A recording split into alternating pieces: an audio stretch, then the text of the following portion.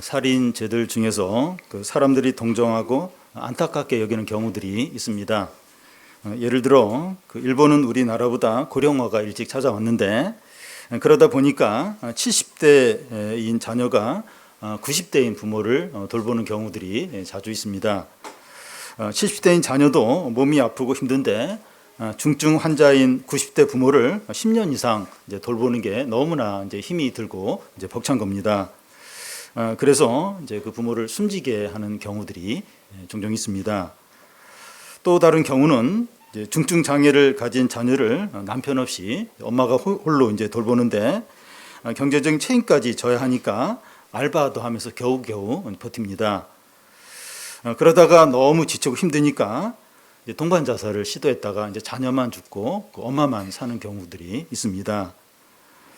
또 어떤 가정은 남편이 경제력도 없으면서 매일 술을 취해서 자녀와 아내에게 폭언을 하고 폭행을 일삼는 겁니다.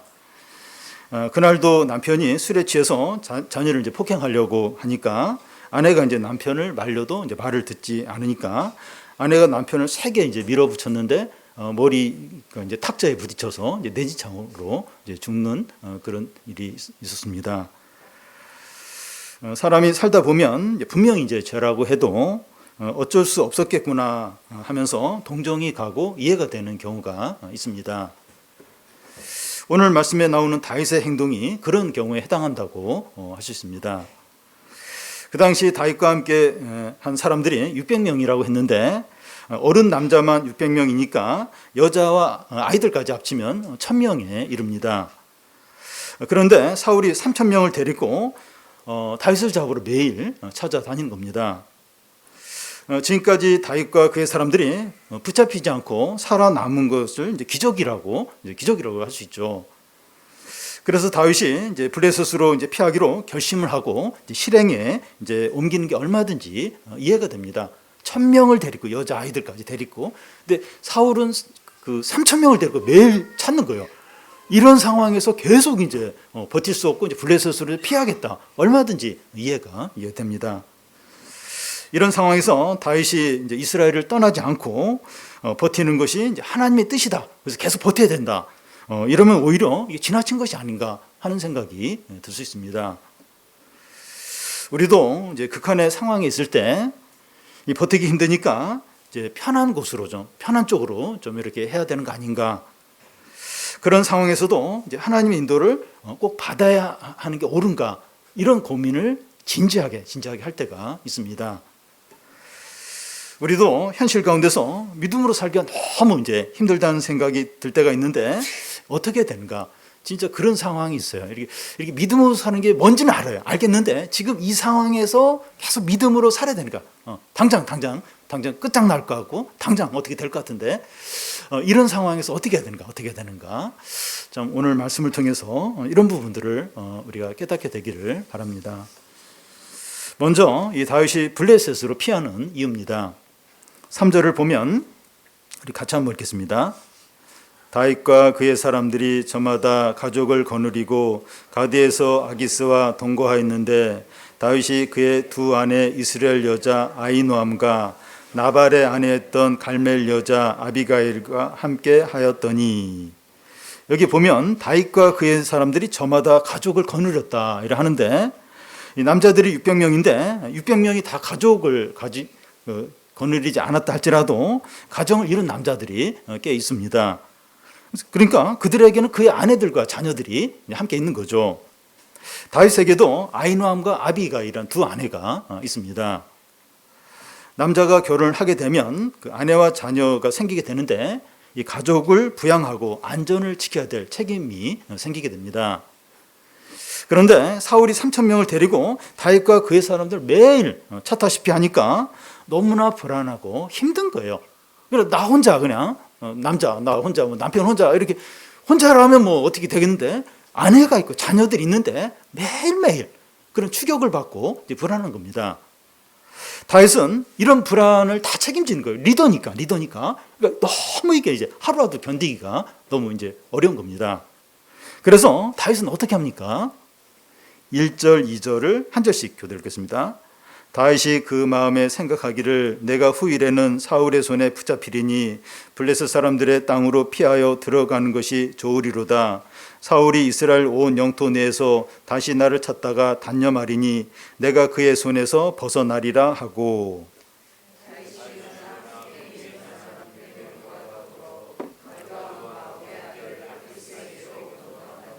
네.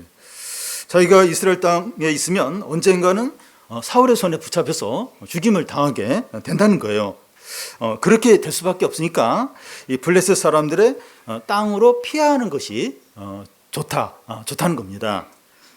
1절에 여기 좋으리로다 하는데 이 좋으리로다 하는 게 합리적이고 상식적이고 옳다는 거예요. 이게 좋고 합리적이라는 거죠. 사울이 자기를 이제 이스라엘 영토 안에서 찾다가 없으면 이제 포기할 테니까 그의 손에서 이제 벗어나게 된다는 겁니다. 그러니까 사울의 손에서 벗어나는 유일한 길은 블레셋으로 피하는 그것밖에 없다는 거죠. 그래서 자기가 블레셋으로 피하는 것은 합리적이고 옳고 이거 상식적으로도 맞고 이거 외에는 다른 길이 없다는 거죠. 다윗이 그의 사람들 600명과 함께 이제 블레셋 왕 아기스에게로 이제 건너가니까 이 4절 끝에 보면 사울이 더 이상 다윗을 수색하지 않는 거예요. 더 이상 이제 추적하지 않고 이제 다윗은 이제 안전하게 이제 된 거죠. 다윗과 그의 사람 600명이 한동안 블레셋 아기스 왕과 같은 도성에서 이제 사니까 불편한 거예요. 조심스럽고. 그래서 한 지방을 좀 달라고 이제 요청을 합니다. 그러자 아기스 왕이 시글락이라는 블레셋과 이스라엘 경계선에 있는 한 성읍을 줍니다. 그래서 다윗과 그의 사람 600명은 시글락에서 1년 4개월을 거기서 이제 지내게 됩니다. 다윗과 그의 사람들이 블레셋 땅인 시글락에서 1년 4개월을 보내게 되는데 그때서 이제 발을 뻗고 평화롭게 잠을 자는 더 이상 이렇게 불안해하지 않고 더 이상 쫓기지 않고 발 뻗고 편안하게 밤에 잠을 자고 또 식사도 하고 이제 그렇게 이제 보내는 겁니다. 그런데 이 평화가 진정한 평화인가? 진정한 평화인가? 하나님이 주신 것인가 하는 겁니다. 이것을 알려면 다윗이 이제 시글락에 머물게 된 과정이 어떻게 해서 여기까지 머물게 됐나? 그걸 이제 보면 이게 진짜 평화인가? 하나님 주신 건가 하는 것을 알 수가 있습니다. 1절 앞에 보면 다윗이 그 마음에 생각하기를 하는데 다윗이 생각을 한 거예요. 생각을 이제 무슨 생각을 했는가 하면 사울 왕에게 지금까지 잘 피했는데 결국 이제 사울 왕에 언젠가는 붙잡혀서 이제 죽게 된다. 그 생각을 하면서 막 두려움이 밀려오면서 블레셋으로 피하겠다. 이런 결심을 하고 행동을 하게 된 거죠. 그러니까 생각을 한 거예요. 이제 생각을 하니까 결국은 이 사울 왕에게 붙잡혀 죽을 거다. 그 나만 죽는 게 아니라 이 지금 600명, 이 1000명 다 죽게 된다. 그러면서 막 두려움과 막 그 염려가 밀려오면서 블레셋으로 건너가야겠다. 그렇게 이제 딱 결심을 하고 그렇게 행동을 한 거죠. 다윗은 이제 하나님께 물어보고 하나님의 인도를 받아서 블레셋으로 건너간 게 아닙니다. 앞에 그 23장에 보면 이 그일렛 사람들이 이제 위험에 처했을 때 구하러 가야 되는지 하나님께 물어요. 가라고 하니까 다윗이 갔고 또 그 사울 왕이 이제 자기를 잡으러 온다는 거예요. 그때 그일렛 사람들이 사울에게 넘기겠습니까? 그러니까 하나님께 물으면 넘긴다는 거예요. 그래서 이제 다윗이 이제 거기서 이제 빠져나오게 됩니다. 근데 왜 다윗은 여기서는 하나님께 묻지 않았을까요? 이렇게 잘 물어봤어요. 앞에서는. 근데 왜 여기서는 안 물어봅니까? 사울에 대한 두려움과 공포가 너무나 컸던 겁니다. 전에도 두려움과 공포가 있었을 텐데 그때는 하나님의 뜻을 구하고 왜 지금은 자기 생각대로 했느냐 하는 거예요. 아니 앞에서도 전에도 막 이 두려움과 공포가 있었어요. 근데 그때는 막 물어봤는데 왜 지금 여기서는 안 물어봤느냐 하는 겁니다. 앞에서 다윗은 두 번에 걸쳐서 이 사울 왕이 자기를 죽이려 왔지만 살려주게 돼요. 이런 두 경우에 너무 위급한 상황이죠. 막 굴 속에 있는데 이 사울이 용변부로 들어오고 또 막 이렇게 3,000명을 데리고 산 위에서 막 시위를 하고 너무나 이제 위급한 이제 상황이니까 다른 걸 생각할 여유가 없어요. 바로 이제 하나님의 뜻을 구하고 이제 순종을 이제 했던 겁니다. 그런데 이런 위기 상황이 지나고 시간의 여유가 생기니까 더 자기 문제에 빠지고 두려워하고 염려에 사로잡히는 겁니다.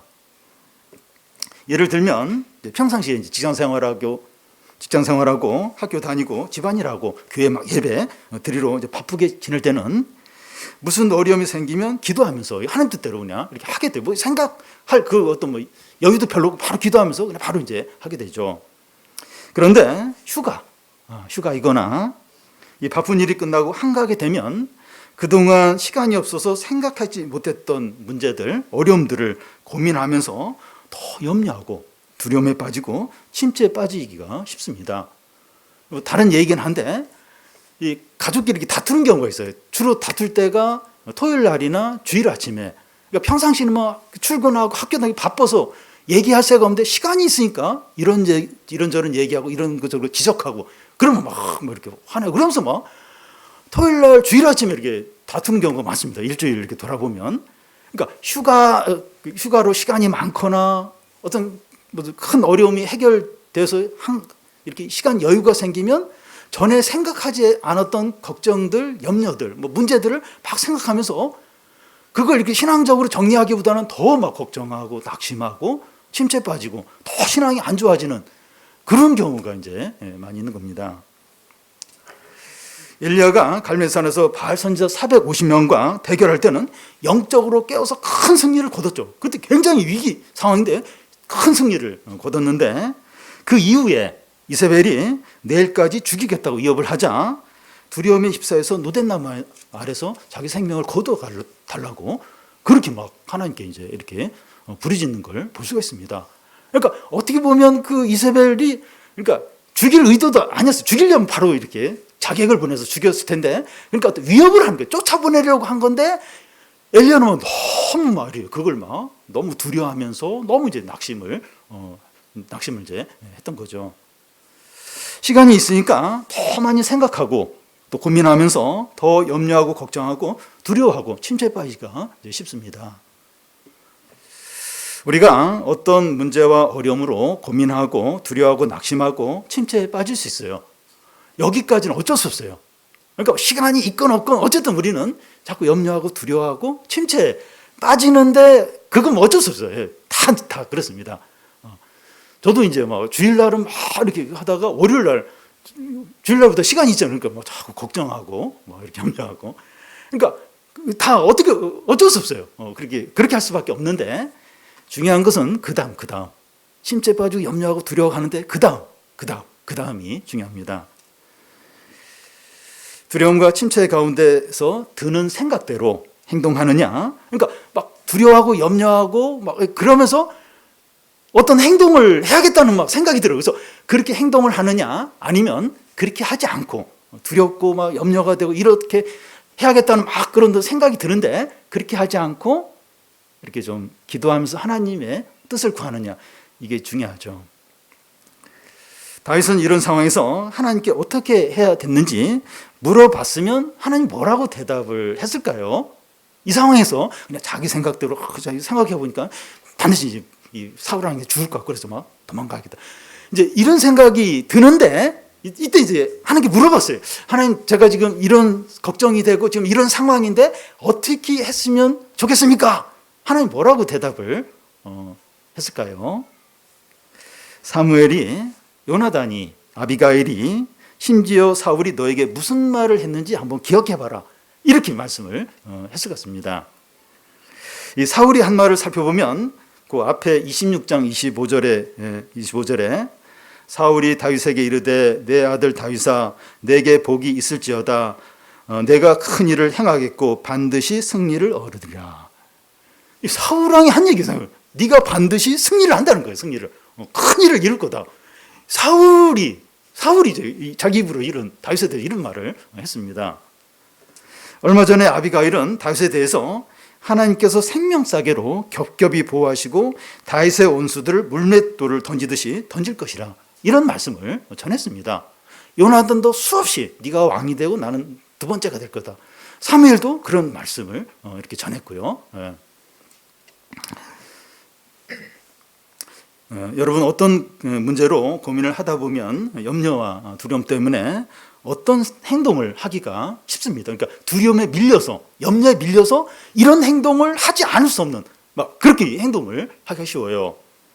그런데 두려움과 공포 가운데 행동을 하지 않아야 됩니다. 분명히 걱정이 되니까 어떤 선택을 하고 어떤 결정을 하고 어떤 행동을 하기가 쉬워요. 너무 두려움, 염려가 되니까. 근데 염려와 두려움에 밀려서 행동을 하지 않아야 돼요. 분노 가운데 있을 때는 아무 말이나 튀어나오려고 하는데 그럴 때 아무 말을 하지 않는 게 좋습니다. 그러니까 분노가 생길 때도 무슨 행동을 막 하려고 해요.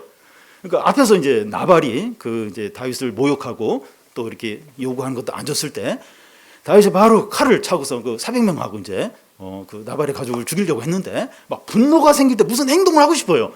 근데 그런 행동을 하지 않도록 무슨 말을 하고 싶어요. 너무 막 이 말을 꼭 하고 싶어서 막 견디지 못할 것 같은데 그 말을 안 하는 게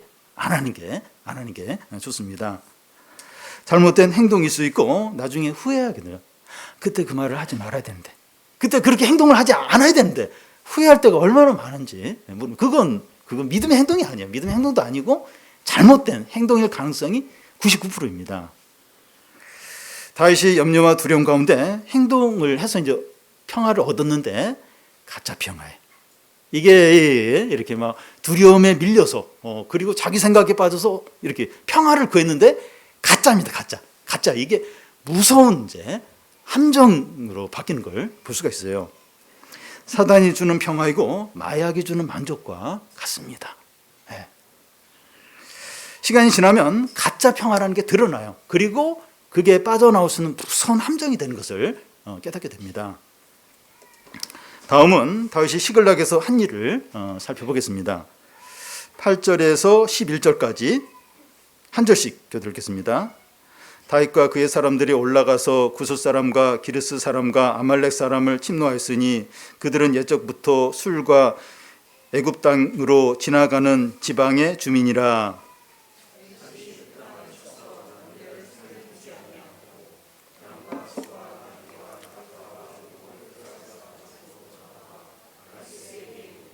아기스가 이르되 너희가 오늘은 누구를 침노하였느냐 하니 다윗이 이르되 유다 네겝과 여라무엘 사람의 네겝과 겐 사람의 네겝이니이다 하였더라.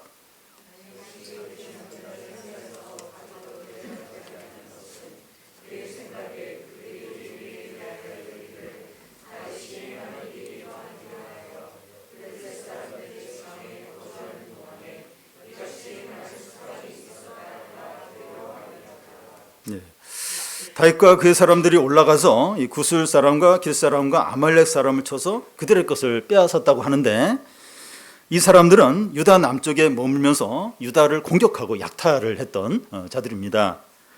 특히 아말렉 사람은 율법에서 그들을 진멸하라고 그렇게 이제 말씀하는 그런 족속들입니다.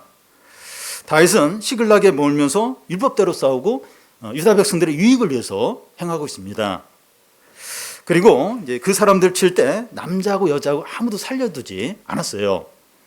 그런 후에 양과 소와 나귀와 낙타와 의복을 챙겨서 이제 아기스 왕에게도 일부를 이제 바치는 겁니다. 그럴 때면 아기스 왕은 다윗에게 누구를 쳤느냐 이렇게 물으면 다윗은 유다 남방과 여라무엘 사람의 남방과 겐 사람의 남방을 쳤다고 거짓말을 합니다. 다윗이 이제 사람들 칠 때마다 남녀노소 아무도 이렇게 살려두지 않은 이유가 이제 거짓말을 했는데 거짓말이 이제 탄로 날까봐 사람은 아무도 살리지 않고 이제 재물이나 가축만 이제 빼앗아오고 그걸 이제 아기스 왕에게 이제 바쳤던 겁니다. 근데 가드왕 아기스 왕은 다윗의 보고를 들을 때마다 내심 너무 기쁜 거예요. 아니 다윗이 가서 자기 동족들을 치고 왔다니까 너무 이제 그 마음이 이제 좋은 겁니다. 이 아기스는 어떤 생각을 합니까? 12절을 같이 한번 읽겠습니다. 아기스가 다윗을 믿고 말하기를 다윗이 자기 백성 이스라엘에게 심히 미움을 받게 되었으니 그는 영원히 내 부하가 되리라고 생각하니라. 여기 보면 아기스가 다윗을 믿고 아기스는 다윗을 믿습니다. 확신을 한 거예요. 다윗이 이스라엘 백성들을 죽이고 약탈했다고 하니까 다윗은 이제 이스라엘의 확실한 적이 되었구나 이제 하고 생각을 하는 거죠. 적의 적은 이제 아군, 그러니까 우리 편이니까 아기스는 다윗이 영원히 자기 부하가 되리라고 믿는 거예요.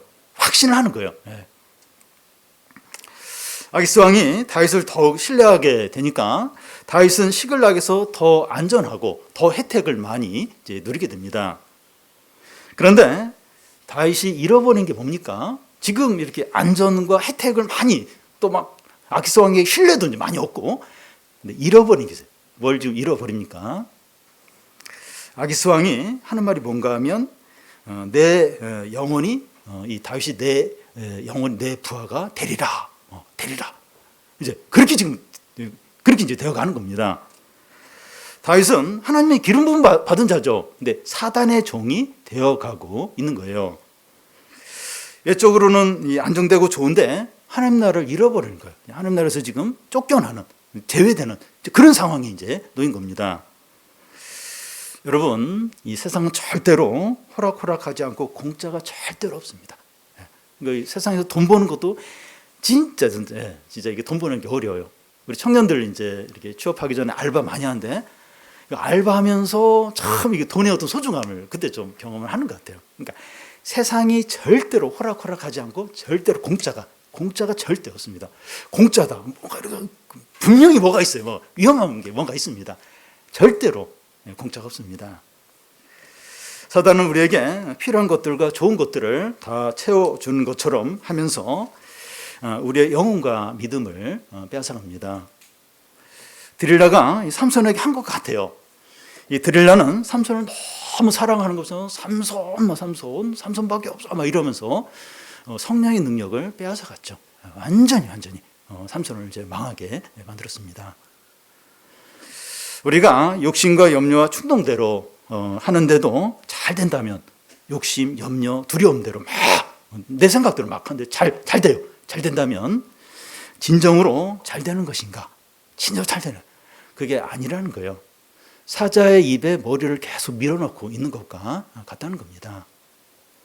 이자가 눈덩이처럼 늘어나는 사채를 마구 끌어쓰는 것 같아요. 계속 빌려주는데 이자가 엄청납니다. 그것과 이제 같은 겁니다. 다윗은 지금까지 좋았는데 그동안 다윗이 블레셋 왕에게 받은 혜택이 공짜가 아니라는 것을 곧 이제 깨닫게 됩니다. 28장 1절, 2절을 한 절씩 교대 읽겠습니다. 그때 블레셋 사람들이 이스라엘과 싸우려고 군대를 모집한지라 아기스가 다윗에게 이르되 너는 밝히 알라 너와 내 사람들이 나와 함께 나가서 군대에 참가할 것이니라.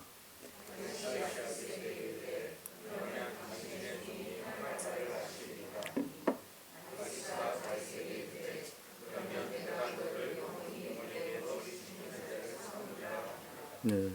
사단이 의도한 일이 일어나는 겁니다. 다윗을 이스라엘 왕이 되지 못하게 하고 하나님 나라와 원수가 되게 만드는 거죠. 그것이 무엇인가 하면 블레셋이 이스라엘과 전쟁을 하려고 하는 거예요. 이런 일만 안 생겨도 이제 어떻게 보면 계속 안전하게 잘 지낼 수 있을 텐데 블레셋과 이스라엘이 전쟁을 하게 된 상황이 이제 온 겁니다. 아기스 왕은 다윗에게 이제 무슨 말을 하는가 하면 너와 내 사람들이 나와 함께 나가서 이스라엘과 싸울 것이다 이렇게 말합니다. 다윗과 그의 사람들이 그동안 혜택을 누린 것은 블레셋의 용병이었기 때문이죠.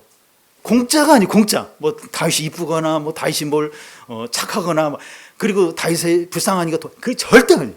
블레셋의 용병이니까 지금까지 시글락도 주고 또 여러 가지 혜택을 줬던 거예요. 절대로 절대로 공짜가 없어요. 이때 사용하려고 그동안 이제 아기스 왕이 다윗과 그의 사람들에게 잘해준 거죠. 다윗이 이스라엘과 싸우게 되면 어떻게 되죠? 더 이상 이스라엘 왕이 될 수 없어요. 하나님 나라하고는 원수가 이제 됩니다. 만약에 다윗이 이스라엘과 싸우기를 거부하면 어떻게 됩니까? 다른 건 다 하겠는데 이건 못 하겠다. 이렇게 하면 아기스를 배신하게 되어서 이제 전멸을 이제 당하게 되는 거죠. 다윗이 이스라엘과 싸워도 파멸이에요. 또 이 싸우지 않아도 파멸입니다. 다윗은 트랩, 이 덫에 걸린 거예요. 못 빠져나와요. 빠져나올 수가 없습니다. 딱 걸려. 평화를 위해서 이게 어쩔 수 없어서 이제 막 이렇게 밀어서 여기까지 와서 지금 평화를 누리고 있는데 덫에 딱 걸린 거예요. 못 빠져나와요. 빠져나왔습니다.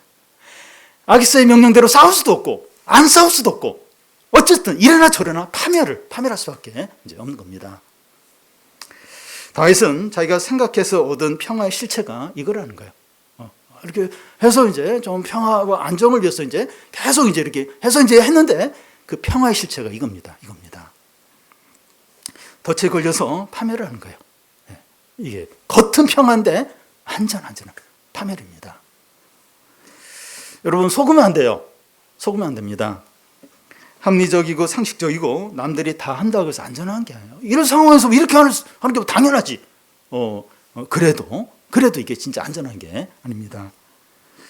염려와 두려움과 분노 가운데 말하거나 행동하지 않아야 됩니다. 이런 상황에서 어떻게 그렇게 안 할 수 있어? 그래서 막 밀려서 두려움과 염려에 밀려서 분노에 어쩔 수 없어 말하고 행동하는 거. 이게 잘못된 행동. 이게 크게 후회할 일이라는 겁니다. 그럴 때는 아무 말 하지 말고 아무 행동하지 말고 기다려야 돼요. 기도를 할 그런 어떤 마음도 아니라 그냥 기다려요. 그렇게 말하지 말아요. 그렇게 행동하지 말고 좀 기다리는 거예요. 기다리고 할 수 있으면 좀 기도하고 또 말씀을 읽고 듣고 좀 기다려야 됩니다. 두려움과 염려대로 이런 행동을 해야 될 것 같아요. 이런 말을 해야 될 것 같아요. 참아요. 기다려야 됩니다. 근데 감사한 것은 이 다윗의 삶에서 감사한 것은 자기 생각대로 행동한 다윗을 하나님이 버리지 않은 거예요. 함께 하시고 인도하신다는 겁니다. 그것을 알 수 있는 게 곧 이제 일어나게 되는데 이제 그다음 말씀에 나오지만 다윗과 그의 사람들이 블레셋 아기스 왕과 함께 이스라엘과 전쟁하러 이제 가는데 다른 블레셋 방백들이 다윗을 의심하는 거예요. 전쟁이 일어났을 때 다윗이 이스라엘 편에 서서 우리들과 이 블레셋과 싸울 가능성이 있다는 겁니다. 그러면서 다윗을 돌려보내야 된다고. 다윗과 함께 이스라엘과 싸우러 갈 수 없다고 하면서 다른 방백들이 반대를 하는 겁니다. 이 블레셋 방백들이 이렇게 하지 않으면 다윗은 나올 수가 없어요. 자기가 이제 이렇게 핑계를 대면서 그냥 가야겠다. 그렇게 말할 수도 없고 아기스 왕이 다윗을 그냥 이렇게 돌아가라고 그렇게 말도 안 해요. 왜냐하면 자기가 의지하는 자기 용병으로 데리고 있는 사람이니까. 근데 다른 방백들이 나서서 다윗을 돌려보내자는 거예요. 그래서 다윗이 이제 그 이스라엘과 싸우러 갔다가 돌아오게 됩니다. 하나님의 인도죠. 하나님이 다윗과 함께 하신 거고 그 사자 입에서 건져주신 겁니다. 다윗은 자기 생각대로 염려대로 하나님께 묻지도 않고 그렇게 했는데 그래도 하나님이 다윗을 인도하세요. 지켜주세요. 우리도 하나님께 묻고 하나님 뜻대로 하기보다는 욕심과 염려와 두려움과 분노대로 말하고 행동할 때가 많습니다. 당장 편하고 잘 되면 좋은 것으로 알고 살아갈 때가 얼마나 많은지 모릅니다. 우리가 보십시오. 진짜 이렇게 믿음으로 이제 하나님 인도가 그럴 때도 있긴 있는데 그렇지 않을 때가 훨씬 많아요. 훨씬 많습니다. 망하는 길인 줄도 모르고 사자 입에 머리를 막 이렇게 들이민 적이 얼마나 많은지 몰라요. 이게 이제 사는 길이고 좋은 길이고 이제 잘하는 것이고 사자 입인데 거기에 막 머리를 디민 적이 얼마나 많은지 몰라요. 나중에 이제 그걸 깨닫고 놀라고 이제 그럴 때가 있는데요. 근데 하나님께서 우리를 망하기 직전에 피하게 하실 때가 얼마나 많습니까? 돌아보면 조금만 더 이게 나빠지고 악화가 됐으면 진짜 돌이킬 수 없는 그런 경우인데 이렇게 하나님께서 피하게 하시고 그런 경우가 너무나 많습니다. 그리고 우리가 이제 선택하고 결정한 것이 욕심이었다. 이게 내가 잘못된 어떤 그런 거였다. 깨달을 때가 있는데 이제 그럴 때라도 이제 그 사실을 인정하고 다시 이제 하나님께 은혜를 이제 구하는 겁니다. 그러면 그런 상황에서 하나님이 또 인도하세요. 또 보호하세요. 그래서 우리가 안 그럴 수가 없지만 그랬을 때 바로 이제 인정하고 거기서부터 또 하나님이 인도를 받으면 됩니다. 현재 우리의 삶이 도저히 길이 없고 살 수 없는 그런 상황일 수 있어요. 이 상황에서 뭐 하나님 인도를 받고 그건 뭐 미친 짓이다. 이건 막 그런 생각이 들 정도로 상황이 너무 어렵고 이렇게 할 수밖에 없는 막 이렇게 하나님 뜻이 아니지만 이렇게 내 생각대로 이제 염려대로 그렇게 할 수밖에 없는 상황이 올 때가 있어요. 근데 그때 기억해야 될 게 다윗이 이 상황에서 기억해야 될 게 사무엘과 그 요나단과 또 아비가일과 사울이 한 그 말을 좀 기억했더라면 이렇게 하진 않아요. 하나님께 물으면서 그러겠다면 이렇게 자기 생각대로 하지 않았을 거예요. 우리도 다시 한번 하나님의 말씀들, 그동안 하나님이 은혜 주셨던 것들, 응답해 주셨던 것들, 나의 삶은 아니지만 우리 성도들, 우리 교회 가운데 하나님 일하셨던 것들 다시 생각을 하는 거예요. 다시 기억을 하는 거예요. 내가 하나님의 약속과 하나님의 말씀을 믿었는데 내가 망한다. 그렇게 전적으로 하나님 의지하고 맡겼는데 내가 망한다. 그 하나님이 망하는 겁니다. 하나님이 그 약속을 버린 거죠. 그런 경우는 없어요. 그런 경우는 없습니다. 그 아브라함이 이제 그 흉년이 들어서 창세기 보면 이제 애굽에 내려가게 되는데 무슨 소문이 드는가 하면 이방인이 오면 남편을 죽이고 아내를 빼앗는 그런 소문이 파다한 거예요. 그래서 이제 그 사라를 이제 누이라고 이제 거짓말하잖아요. 근데 뭐 애굽의 바로 왕이 데려가서 막 이제 그 아내로 삼으려고 하고 막 그러다가 이제 하나님이 이제 보호해 주시는데 그때 아브라함에게 무슨 약속이 있었는가 하면 너의 자손이 하늘의 별처럼 많아지라 그런 약속이 있었어요. 그러면 그 아브라함이 그걸 붙들어야죠. 지금 이런 풍습이 있고 이렇게 될 상황인데 하나님이 그 수많은 그 자손을 약속하지 않으셨습니까? 근데 상황은 이렇습니다. 주님 그래도 나는 주님의 약속을 붙들겠습니다. 근데 하나님이 막 아브라함이 죽고 막 이렇게 아브라함이 상상한 대로 그렇게 한다면 하나님 망하는 거죠. 하나님이 약속을 그런 경우는 없다는 거예요. 그래서 진짜 살 길이 없고 진짜 아무 길이 없고 진짜 너무 이제 그래서 두려움과 염려대로 이렇게 할 수밖에 없다. 막 그래 합리화시키면서 막 그렇게 하고 싶을 때 기다리고 하나님의 말씀들, 하나님의 은혜들, 하나님의 응답들, 하나님의 능력들 기억하고 붙드는 겁니다. 붙드는 거예요. 그래서 우리의 삶 가운데서 참 하나님이 이제 그렇게 일하시고 인도하시고 너무 힘들고 그런 상황 가운데서도 하나님이 길을 열어주시고 그리고 우리가 실패하고 잘못 선택을 했지만 거기서 다시 하나님이 인정하면서 또 하나님이 또 거기서 우리를 인도하시고 함께 하시는 걸 풍성하게 경험하시기를 바랍니다.